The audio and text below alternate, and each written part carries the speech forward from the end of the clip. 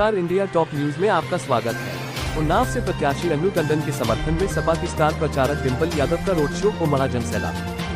भाजपा सरकार में प्रदेश का युवा रोजगार और नौकरी के मामले में जीरो डिंपल। 2024 का लोकसभा चुनाव संविधान बचाने का चुनाव है। डिंपल उन्नाव उत्तर प्रदेश मैनपुरी की सांसद एवं सपा की स्टार प्रचारक डिंपल यादव आज उन्नाव में इंडिया गठबंधन की प्रत्याशी उन्नाव की अन्नू टंडन के समर्थन में प्रचार और रोड शो करने के लिए पहुंची। इस मौके पर अन्नू टंडन एवं पदाधिकारियों के साथ उन्नाव की जनता ने डिंपल यादव का जोरदार स्वागत किया। लोकसभा चुनाव को लेकर राजनीतिक पार्टियों अब जनता के बीच पहुंचकर अपनी अपनी उपलब्धियों को गिनाने के साथ ही ताकत लगा रही हैं। उन्नाव में चौथे चरण में 13 मई को लोकसभा चुनाव का मतदान होना है। इसके पहले इंडिया गठबंधन सपा से प्रत्याशी अन्नू टंडन के समर्थन में मैनपुरी की सांसद डिंपल यादव ने पहले जनसभा को संबोधित किया। उसके बाद उन्होंने उन्नाव शहर में रोड शो किया है और कलेक्ट्रेट परिसर में पहुंचकर नामांकन पत्र भी दाखिल किया है। उन्होंने विपक्ष पर निशाना साधा है, कहा कि पिछले 10 सालों में भाजपा सरकार ने देश का वातावरण बिगड़ने का काम किया है। बुधवार को उन्नाव से इंडिया गठबंधन सपा के प्रत्याशी अन्नू टंडन के आज नामांकन के दौरान डिंपल यादव सपा प्रत्याशी अन्नू टंडन, जिलाध्यक्ष राजेश राठौर, सुनील सागर समेत अन्य नेताओं ने उनका स्वागत किया। इसके बाद वह सीधे वकीलों के रामलीला मैदान में पहुंचे। मैनपुरी से सांसद डिंपल यादव ने पहले से मौजूद हजारों की संख्या सपा कार्यकर्ताओं का आभार व्यक्त किया। इसके बाद सीधे मंच पर पहुंची। मंच पर मौजूद सभी नेताओं का आभार व्यक्त किया। डिंपल यादव ने संबोधन के दौरान कहा कि हम सभी जानते हैं कि 2024 का चुनाव है। ये चुनाव बहुत महत्वपूर्ण है क्योंकि अब देश के जो हालात हैं, जिन परिस्थितियों में है, बहुत ही विभिन्न है। पिछले 10 सालों में देश का वातावरण बिगड़ा हुआ है। जो देश की मूलभूत सुविधाएं हैं, जो समाज का हर वर्ग आज देख रहा है, चाहे वो हमारा युवा वर्ग हो, हमारे किसान भाई हो, हमारी माता बहनें, हमारे जवान हो, आज सब अपने आप को पिछड़ा समझ रहे हैं क्योंकि जो विकास कार्य का वचन दिया गया था, पिछले 10 साल की सरकार ने कुछ नहीं किया है। आज उत्तर प्रदेश युवाओं का प्रदेश है, लेकिन रोजगार और नौकरी के मामले में जीरो है। भाजपा सरकार जीरो टॉलरेंस की बात करती है, लेकिन जमीन पर कुछ नहीं है। सरकार भर्ती निकलती है लेकिन बाद में निरस्त कर देती है। ये सोची समझी साजिश के तहत हो रहा है क्योंकि ये नहीं चाहते हैं कि नौकरी में जो आरक्षण प्राप्त है, समान और अधिकार है, षड्यंत्र के तहत इसको हटाना चाहते हैं। इन्हीं सब कमियों को चलते हैं सरकार डगमगाएगी। आप लोग चाहेंगे तो सरकार बदल जाएगी। अच्छे दिन और 15 लाख रुपए खाते में आने का दावा करने वाली सरकार ने आज उन्हीं लोगों को बर्बाद कर दिया है, किसान भाइयों को बर्बाद कर दिया है। रात के समय आवारा जानवरों को ताक रहे हैं और उनके खेतों के फसलों को नष्ट कर रहे हैं। हमारा युवा फौजी की नौकरी करता था, देश की सेवा करता था, लेकिन इस सरकार ने अग्निवीर लाकर के हमारे युवाओं को भी मायूस करने का काम किया है। देश का भी सम्मान गिराने का काम किया है।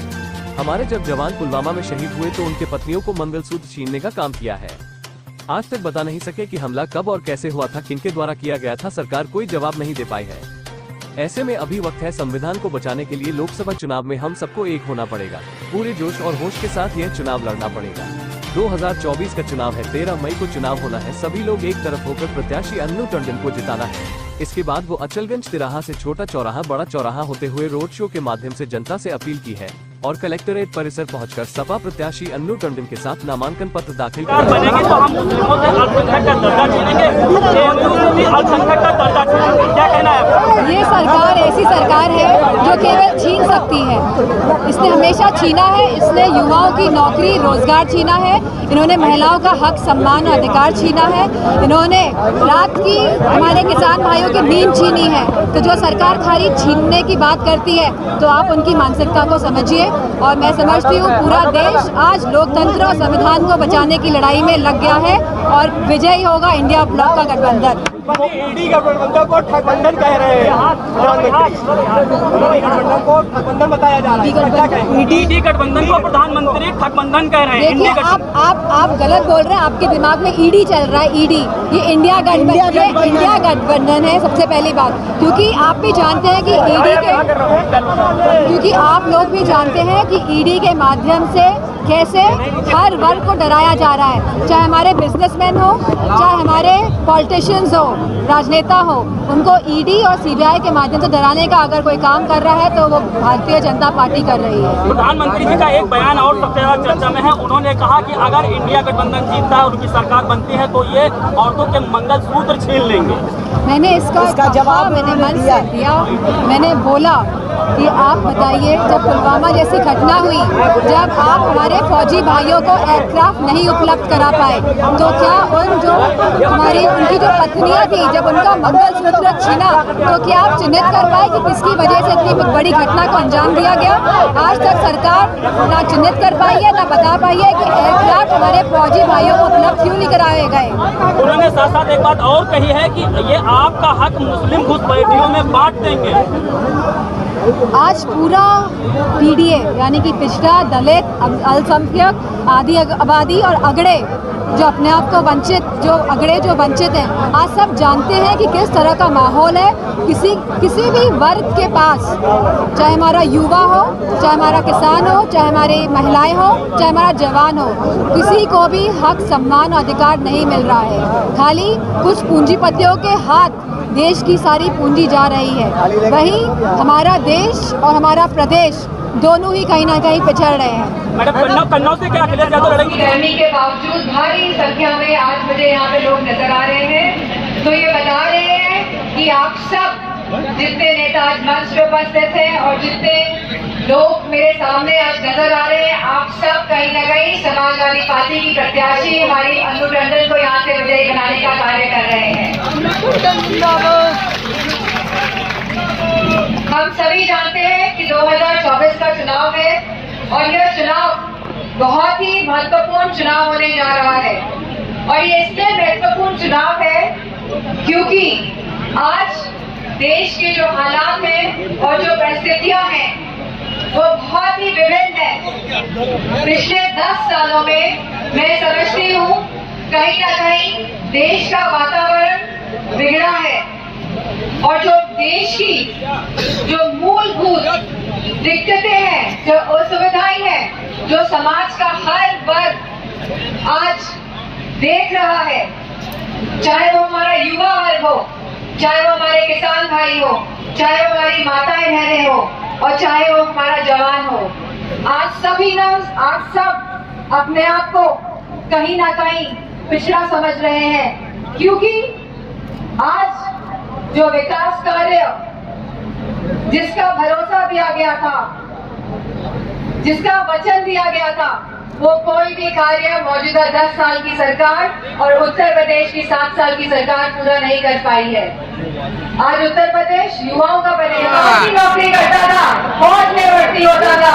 इस सरकार ने वो फौज की नौकरी भी कहीं ना कहीं अग्निवीर जैसी योजना लाके हमारे किसान, हमारे जवान दोनों को मायूस करने का काम किया है। और इसी के साथ अग्निवीर जैसी योजना लाके इन लोगों ने देश का भी सम्मान गिराने का काम किया है। आज जो लोग मंगलसूत्र की बात करते हैं, जब पुलवामा में हमारे जवान शहीद हुए थे और उनकी पत्नियों के मंगलसूत्र छिन गए थे, तो ये लोग बताएं कि कौन थे वो लोग जिसकी वजह से अंजाम दिया गया पुलवामा की जो घटना को। और सरकार ने क्या किया और सरकार ने क्यों नहीं उनको एरोप्लेन उपलब्ध कराए? जब गवर्नर जी ने कहा था, मलिक जी ने, कि आप फौज को इधर से उधर ले जाने के लिए एयरक्राफ्ट का प्रयोग करें, तब ये सरकार उनको एयरक्राफ्ट तक नहीं दे पाई थी। और हम सब भूल जाते हैं उनके बलिदान को। तो इस बार किसी को भूलना नहीं है, क्योंकि अलग अलग विचित्र तरह के भटकाने वाले मुद्दे यह सरकार लेके आती है, जिससे कि आप भूल जाएं कि पिछले 10 सालों में किस तरह अन्याय का प्रकोप इस सरकार ने सभी वर्गों के लोगों पर किया है।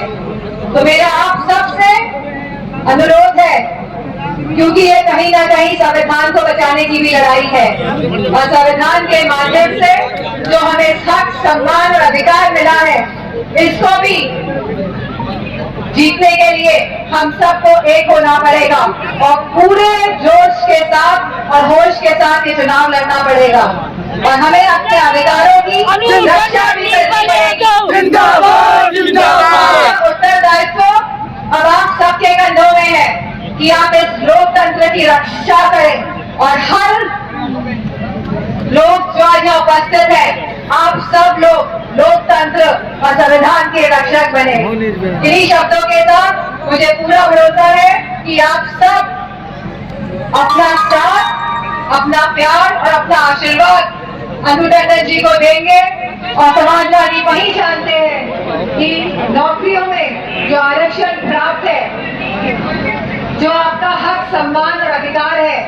कहीं ना कहीं षड्यंत्र के तहत ये इसको भी हटा देना चाहते हैं। तो मेरे युवा साथियों से अपील है कि ये भविष्य आपका है और ये प्रदेश भी आप ही का है। तो ऐसे प्रदेश से ऐसी सरकार को हटाइए जिसने आपके भविष्य से खिलवाड़ किया है कहीं ना कहीं, क्योंकि आने वाले समय में जिम्मेदारी आपके परिवारों की आपके कंधे में होगी। जो परिवार वाले नहीं है वो कैसे जानेंगे कि जिम्मेदारी क्या होती है परिवार की। तो ये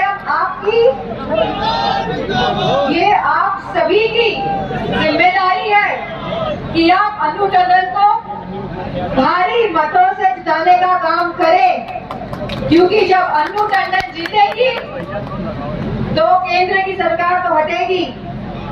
इसी के साथ कहीं ना कहीं उत्तर प्रदेश की सरकार भी डगमगाएगी और हट सकती है।